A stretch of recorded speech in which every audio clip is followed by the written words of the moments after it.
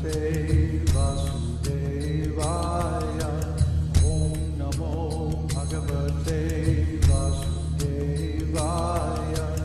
Om Namo Bhagavate Vasudevaya.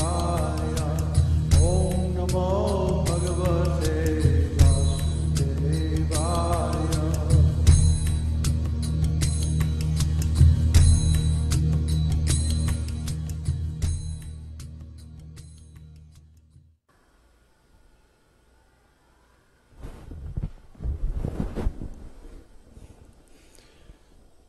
Hello, I'm David Hughes, and this is the Esoteric Teaching Introductory Seminar, continued.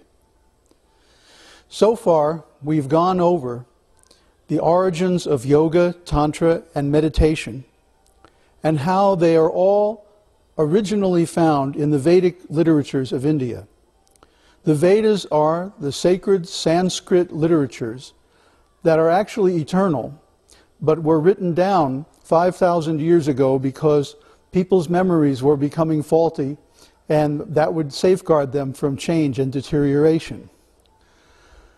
But what are the Vedas? And how do they safeguard the teachings of yoga, tantra, and meditation? How are they structured?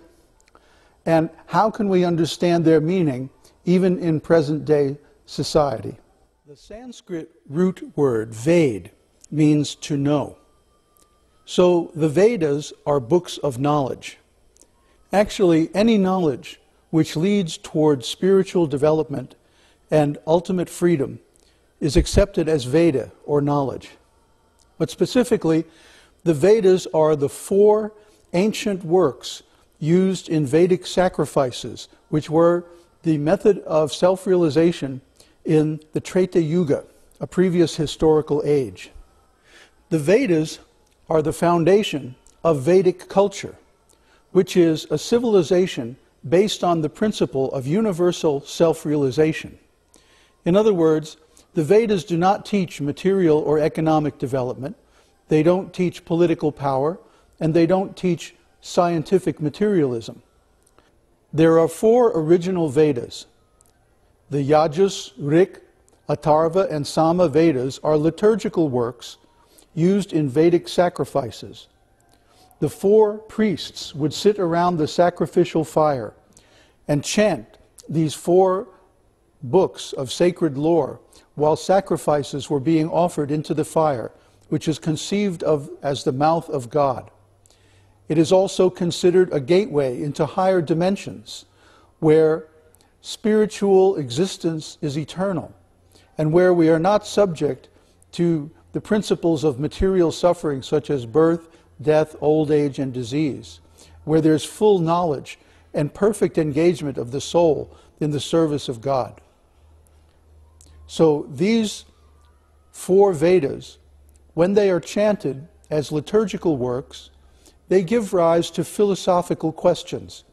In other words, the 4 Vedas themselves do not answer the questions of philosophy, such as who are we, why are we here, what is God, where are we going after death. The 4 Vedas are strictly for ceremonial practices only. So even though they mention so many things about the spiritual world, they don't explain them.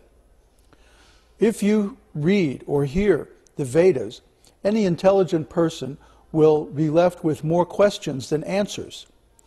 These questions are called Upanishad, and therefore there are many Upanishads which give philosophical questions and answers based on the 4 Vedas. The 108 famous Upanishads are only the tip of the iceberg. There are thousands of Upanishads on different subjects, but 108 are considered the cream of the crop and the essential questions that everyone must know. For example, why is the soul dear? Why do we worship God? Why is God so all-famous? And why do we offer sacrifice, and so on and so forth? All these questions are answered perfectly in the 108 Upanishads. The questions and answers and philosophical discussion of the Upanishads is summarized in the Vedanta Sutra. Veda means knowledge, and Anta means the end or the conclusion. Sutras are codes, or short, pithy expressions that give the essence of a subject without really mentioning the details.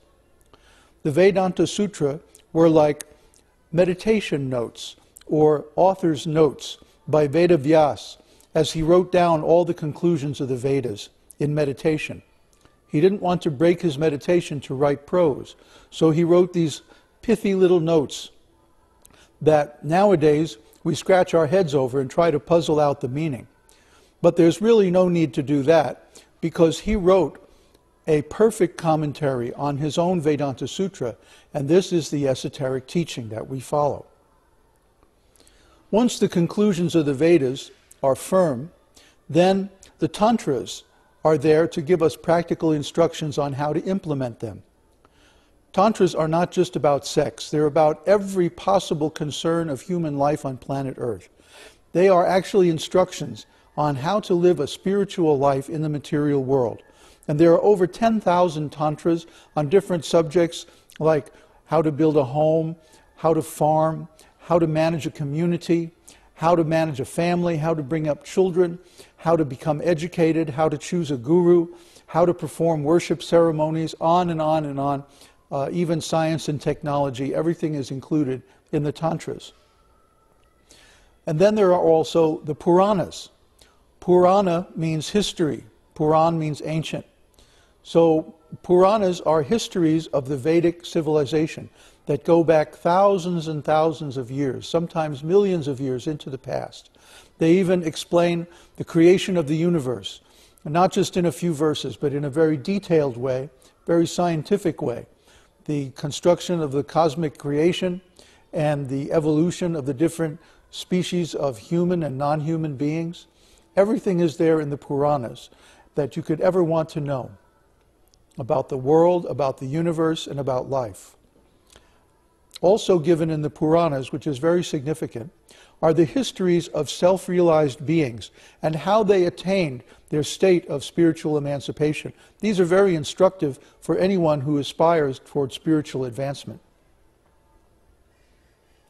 Now, all these esoteric literatures require commentaries because, for one thing, they're very ancient. In fact, they're eternal. And the Vedas contain instructions for all four historical ages: Satya Yuga, Dwapara Yuga, Treta Yuga, and Kali Yuga, which is our present age. However, only the instructions that are meant for Kali Yuga will do us any good. Therefore, we have to have commentaries for, among other things, to discriminate which of the instructions in the Vedas are appropriate for us at the present time, and which are meant for people of other times or even other planets. So the commentaries are called exegesis, or exegetical writings, and there are four authorized Vedic lineages of these writings coming down from a very ancient time. Now, many schools nowadays follow different lineages which are not authorized by the original author of the Vedas, that is Vedavyas, Vyasadeva. So we have to be careful which commentaries we accept, because they can very easily lead us astray and into confusion. Vaishnavas, or those who follow the esoteric teaching, only accept commentaries written by authorized followers of the original author of the Vedas himself. That simplifies things a great deal, as we'll see in the future. And finally, there are other books called Vedāṅgas, or limbs of the Vedas, such as the Itihasas, the Brahmanas, and the Samhitas. And these are mainly prayers, worship, and law books meant to guide people in their everyday spiritual practices and engagements in life. Now, there's another division of the Vedas, which is very interesting, based on the three modes of material nature. The Vedas recognize that there are different kinds of people in this world. And although spiritual life is for everyone, still there are different methods appropriate to different types of people. Therefore, the Vedas broadly divide people into three types: those who are based on the mode of goodness, those who conduct the mode of passion, and those who are influenced by the mode of ignorance. And there are three principal demigods: Lord Vishnu, Lord Brahma, and Lord Shiva, respectively, govern those under the mode of goodness, passion, and ignorance. Now, who are the people who are under these different modes, and how can we recognize them? Well, that's an elaborate topic that we'll cover in the Initiates course. But for now, we can understand that Vaishnavas, yogis, brahmanas, and Vedic scholars are people in the mode of goodness. They're generally non-violent, vegetarians, deeply thoughtful and contemplative people, people who practice meditation and yoga, not superficially but deeply, with the aim of self-realization or emancipation from material suffering. These are people in the mode of goodness. The people in the mode of passion are generally materialists, religionists, fruitive workers, scientists,